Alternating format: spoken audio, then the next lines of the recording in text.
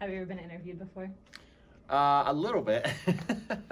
Actually, someone called the theater the other day, and it was a journalist from NPR. And then my friend told me later that he heard me on a 30-second clip. That's really cool. Yeah. I didn't. So you're like a star already. I don't know. Need me to tell you what to do. I shouldn't even be here. No, I'm just kidding. Exactly. Yeah, you've made it to Hollywood at that point. As much as NPR is Hollywood. Yes. Hi, my name is David Jubinsky, and this is my golden hour.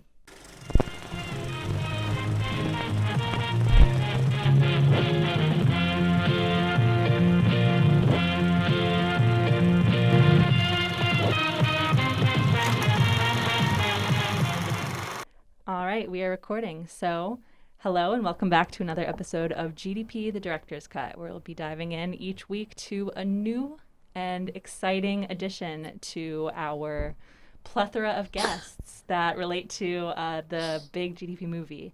And who do we have on the podcast here today? Hi, I'm Dave Jubinsky. I'm a manager at Apple Cinemas. And where is Apple Cinemas? There's a bunch of locations. There's a bunch in Connecticut. This is the only Massachusetts location, and we're in Cambridge, Mass. And David, how long have you worked here? I have worked here for 5 years. Mm-hmm.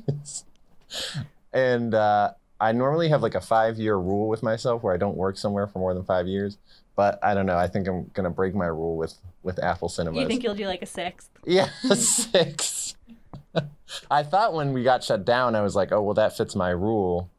And I was thinking that we might not come back. So I was like, oh, maybe it'll just fit my rule. But yeah, we just reopened. So 6, here we come. And what have you done for your little 5-year rules, those jobs? What have you done before this? I was in restaurants for a long time. So I was in the Colonial Inn in Concord. And I was the high tea manager, so I served like high tea to like how you would imagine the queen getting high tea. And then I was in That's restaurant. super interesting. How did you get involved in that? Well, I started working there for like a busser, and then a waiter, and then one of the managers there was like they had like a tea program because they're like a fancy place, and one of the guys just thought I was perfect for it. And so it was like this little service that I did and then kind of developed and built. So that was fun. That does sound fun. And you did that for 5 full years? I did that for about 5 years. That was a really interesting time. My manager ended up like dying while I was there. So actually that's why I became the high tea manager, because he died and then I took his spot. And then I taught music for like 5 years. And then I kind of got sick of that, and so I have been here for 5 years. Did you teach an instrument? Yeah, I taught piano and violin, and yes. I went to people's houses and taught them there, and then I got kind of sick of kids. So yeah, I don't blame you. And what finally drew you to the film industry, to working with movies? That's a hilarious story. Okay, so. There's like a lot of things that went into that. So I was teaching music and I was running my own business, but I was kind of just like out of college and I didn't really understand how to adult, and I wasn't paying taxes. I was like getting paid under the table because it was my own service. And then tax season, normally when tax season came, like when I was in college, I had the tax shelter of being in college, so I would get like a refund. And then one year I just got hit with like a $2,000 bill, and I was like, oh no, what? And I was like, oh my God, you're right. I haven't been paying taxes at all. And so I was looking for like a job that would help me with my taxes. And at that time I was doing a film thing, like, you know, the Rocky Horror Picture Show. Yeah, I was doing that. And in Boston, and somebody I knew. What were you doing it at a theater? Yeah, the AMC there in Boston Common. Yeah, by like Boylston Street. Yeah, exactly. And one of the I like that theater. That theater's great. I love that theater. I love this theater too. But so one of the cast members' brothers was like the GM here. And so I was like, oh, do you think you can get me a job at the movie theater? And so, yeah, they were nice, and that solved all my problems. And yeah. So what does a manager of Apple Cinemas do in your day-to-day? Oh my gosh. Some of the regular tasks we do are like building movie playlists. Movies aren't like reels anymore. They're like kind of like files that you upload to a computer. So you have to like build playlists. We do like point of sales. Normally we do like before COVID, I was kind of like the concession person because a lot of the theaters, they don't really make money off tickets. They make more money on like popcorn. That's why popcorn is so expensive. So like we were really trying to market that. So I was like trying to get all the best candies. Like we had high chews, Pocky, like that kind of stuff. I like was getting all the services ready for like pizza, hot dogs, and like that kind of stuff. And then, yeah, so that was kind of my main thing. But now we can just serve like popcorn and canned soda. So I have to find something else to do. So they're not doing like candies or anything anymore? We are doing candies, but just like the most basic, like M&Ms and Bunch of Crunch, and like that's it. What's the thinking behind that? That some candies are more likely to transmit coronavirus than others? That's a good question. No, not like that, but like our customer base is like so reduced that we just want to sell. Like not everybody, when there's like 2,000 people in here, there's going to be people who want Pocky, Mike and Ike's, like all sorts of different things. There's less demand for so many different products. Right. I see. Yeah. So we just like do the most popular ones like Sour Patch Kids and M&Ms. And yeah. What's your favorite candy that they have here? I'm not supposed to eat candy anymore, but are any of us really? I know. I like Airheads. Airheads are good. I like the blue one. Yeah. I just like to like stuff it in my mouth all at once and like just chew on it. Chew it up. Yeah. So do you remember exactly when Connor approached the theater with the idea of filming here? Not exactly. Because like you'll get people, like you'll have the regulars and you'll get people who you like make connections with and friends with. And Connor, yeah, it must have been like 2 years ago. I even see him like looking a little, he's kind of bulky now. I kind of see him like a little scrawnier when I first met him. And yeah, you know, you'll get people who want to do like film festivals here and they want to host this group here and that group here. So you guys get a lot of requests. We get a lot of requests and not a lot of them follow through. And so, you know, in my mind, when like Connor was talking to me about this movie he wants to film, I'm like, oh, okay, man. Yeah, sure, whatever. And so I'm really impressed that he actually made it here. And because, you know, he had to talk to ownership. He had to get all the documentation ready. And like, I think a lot of people, that scares a lot of people away. And so I'm impressed that he did it. That's a good segue. What was your first impression when you met Connor? Oh man, Connor's kind of, I'm thinking like as like a person who like does a lot of sales here. So we get like this type of person, we call them like blue icy bros.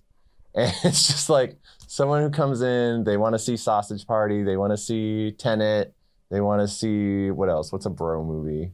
Like Batman. They want to see that. They always get a large blue icy.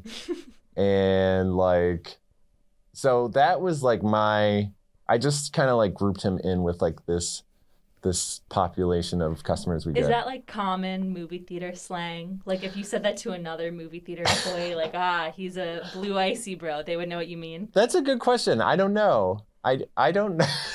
That is a really good question. I'll have to ask. I started noticing them when it was Matt Damon's movie, The Martian. Yes. Yeah, there was that was like a couple years ago now. That was a little bit ago, and like they just came out in droves, and I was like, what is this blue icy bro? And my GM, who's been in in movie theaters for a long time, he told me, he was like, oh, that's the blue icee bros. So maybe, I see. yeah. It's a trade secret passed Right. down over the years. Right. So that was your first impression of Connor, that he Yeah. was one of the blue icy bros. Yeah. Sorry, Connor. That's it. No, that's a fair assessment. And so the blue icy bro then approaches you with this idea that he wants to film a movie in here. Right. How did you guys first react to that? I'm very happy to like host anybody. Ultimately, it's not my decision. So like, I was just like, yeah, man, you want to film a movie here? Cool. And he was nice and I liked him. So I wasn't trying to get rid of him. Mm-hmm. And yeah, and then I think I met him first, and then my general manager, Bernsey, we introduced him to him. And so like, I was just giving like, he was like, can I see the place? And I was like, sure. So like, I wasn't doing anything. So I like showed him around. Actually, I showed him around, and he kept bringing like all these people that he worked with in, and then I'd show them around, and I'm like, who are all these people that like he's and now working? here we are, another two. Yeah. Yeah, so I did my best to like do what he wanted, but like ultimately it was like the ownership's decision. So yeah, again, I'm impressed that he was able to get like ownership to sign up. Mm-hmm. And have you read anything, or are you familiar with the plot of the movie at all? I think it's changed a little bit. It has, Yeah. What was it like the last time you heard about it? When he first told me about it, it was like a zombie movie. And then recently I heard that like he's trapped in here and like someone's trying to kill him. Yeah, so it's kind of a combination of both those ideas, actually. The wow. tagline is like, there's a zombie apocalypse and two guys are stuck inside a movie theater. One wants to leave, one wants to stay. Oh, that's cool. Yeah, and that theater, Apple Cinemas. Heck yeah. Yeah. So have you seen them filming here or anything yet? No. Not yet? Not at all, yeah. Mm-hmm. Does he do it overnight? I don't know. I think maybe they haven't started filming here yet. Oh, that okay, might okay. be it. But Yeah. we'll check back in with you once they actually start filming in here. Have you been a part of any sort of movie production or anything in the past? Yeah. I was so like when I was younger, I don't know, I was just doing anything. And so like I started doing that Rocky Horror Picture Show I was telling you about, and then I back then, I don't know what it's like today, but like you went on Craigslist and they'd be like, oh, artist call for this and artist call. Yeah. So I saw this one for like a movie called Substitute Culture, which was like some dude's artist project that like took a really long time. It took 2 years. I did not know what I was signing up for when we did it. But yeah, I was in like a Boston movie once, and I never saw it. I have a copy of it, and I never watched it. You've never seen it? I've never seen it. Well, that should be your passion project. One day you should just sit down and watch it. My friend actually, one of my roommates, was in Little Women as a background character, and he's never seen the movie. What? Yeah. Little Women's so good. I've heard it's very good. I've also never seen the movie. That's so crazy. We had someone that worked here he was a background actor, and he was also in Little Women. Yeah. Yeah. I think it shot maybe in Concord or somewhere close here. So I know a lot of, especially kids from Boston University, who study film and TV, went and they participated in the shoot. Yeah, and my roommate was one of them. Did they meet Timothy Chalamet? He met Emma Watson, right? Saoirse, I think. Yeah, and Saoirse Ronan. Whoa. Apparently Emma Watson was very nice. Timothy Chalamet was very isolated. Oh, he was? Yeah. They didn't really let people around him. Oh, well, he's to be protected, I guess. Yes. So what do you foresee as potential challenges with filming in Apple Cinemas?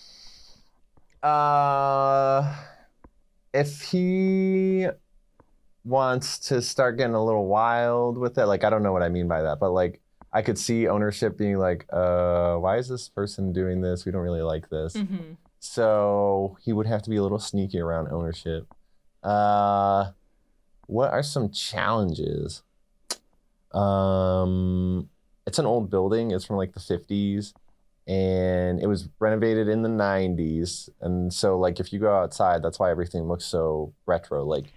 Yeah. Mm-hmm. And then we kind of renovated it, but not really. So the bones are really old, and Like I hate going up on the roof, and there's always leaks, and yeah, so I get nervous about that. It might just be paranoia. Mm-hmm. How long has this building been Apple Cinemas? It's been Apple Cinemas for like 5 or 6 years before it was like an entertainment cinemas. So it was just a different movie theater before Right, that. exactly. Has it Yeah. been like a long line of movie theaters, or has it shifted the contents of the store over Yeah.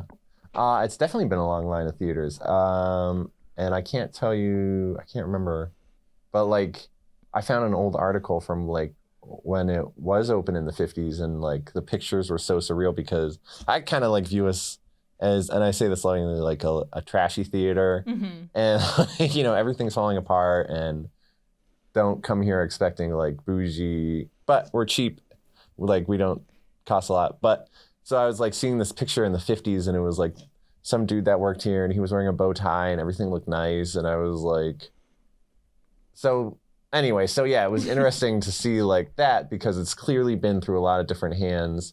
And entertainment cinemas was so bad. It was like, Was it really? it had like So that was what, yeah. like 2010s, like early 2010s? Right. Yes. Yeah. And like it had such a bad reputation. Like you would come here and you would expect people to talk during the movies. Mm-hmm. And so like now we've kind of like come up, but we're still not really that good. Yeah. Well, I mean, it's a growing process. Maybe this movie will provide you guys the extra support of buzz and Yeah. good media Yeah. coverage. All right, David. So for our ending bit, we ask everyone we interview this one question. Okay. So, since the movie is a zombie apocalypse movie set in Boston, Uh-oh. we want to know, what would your zombie apocalypse plan in Boston be? I've thought about that. I don't know. Has everyone thought about that? I think so. Most people we know have at least a general idea of what their answer would be. Yeah. So before COVID, I was thinking that I might come here because there was tons of food, but I was like, all in the front is like all glass, so I don't Mhm. know. I don't know if that would work out well. Or I might go to my mom's house in Concord because that's a little bit more isolated. That is a little bit more. Get out of all the traffic of the city. Yeah. And try.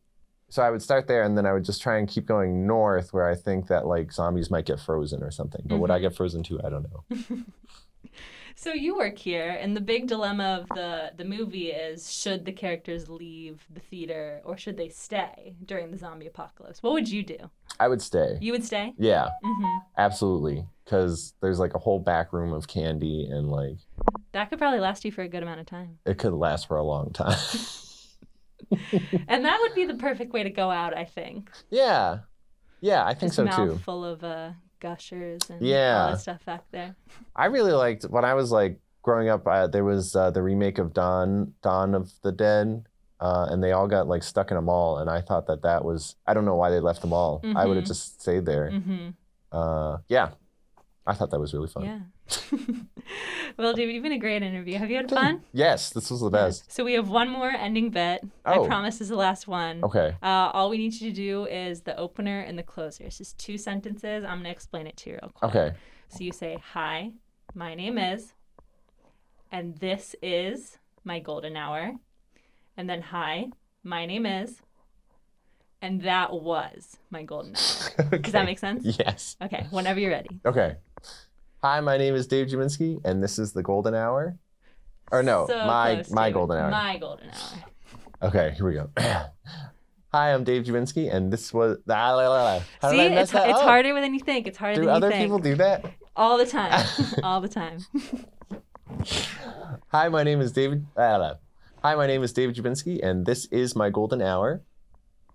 Hi, my name is Dave Jubinsky, and that was my golden hour. That was perfect, David. Thank you so much. Thank you, guys. Perfect.